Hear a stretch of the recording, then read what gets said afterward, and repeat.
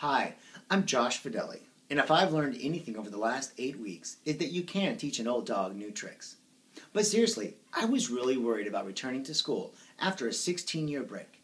But it turns out that the Communications 200 course was exactly what I needed to get kick-started. I'd like to summarize my experience in the class today by going over how I received a real education on a personal, musical, and professional level. I hope that your experience in the class has been as positive as mine. Let's start with where it all began. Speech number 1.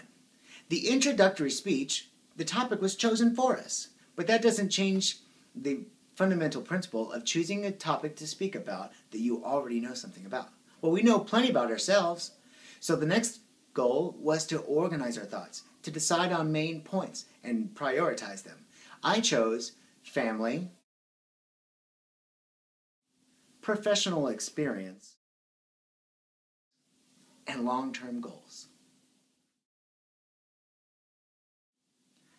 Finally, I had to teach myself how to speak into a camera, which is still a challenge.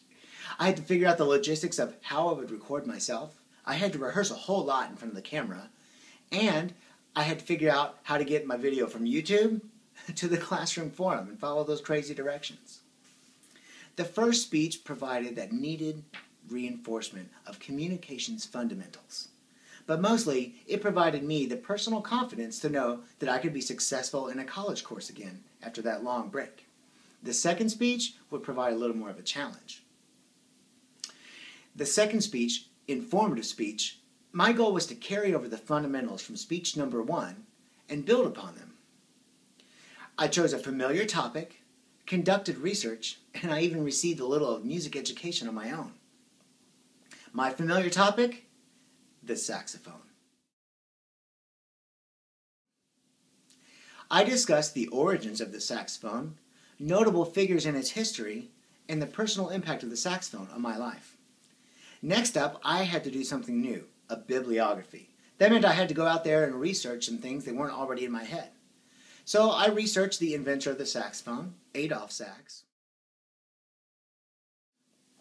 And I went to my own iTunes library, listened to songs with great sax solos, and then found out who played those solos and what else did they do. The music education I received from this research was pretty neat. For instance, I learned that the Adolph Sax's original saxophone factory was sold by his son to the Henry Selmer Company. Selmer still makes the best saxophones in the world today. That's pretty cool. And I found out that sometimes it's that lesser-known name, Steve Gregory. Who's that guy? He played the solo on Wham's Careless Whisper. So sometimes it's that lesser-known name that plays that great, well-known solo. Speech 2 provided me with a deeper understanding of the basics of public speaking. But before you know it, there was a new outline and a thesis statement and a speech due, the persuasive. So it turns out I have a very agreeable personality, which made it difficult to choose a topic for a persuasive speech. My goal was to be objective and yet defend and justify the expenditures of military bands. This speech taught me all about my profession and gave me that professional education I talked about. Specifically, bands' missions, associated cost, and the emotional impact on their audiences. So military bands stay busy supporting troops in deployed locations, fostering community relations, and building international bridges through music. I learned that the Department of Defense spends a lot of money on musicians, but the total budgets of all military bands equal only 7/10,000ths of the whole defense budget.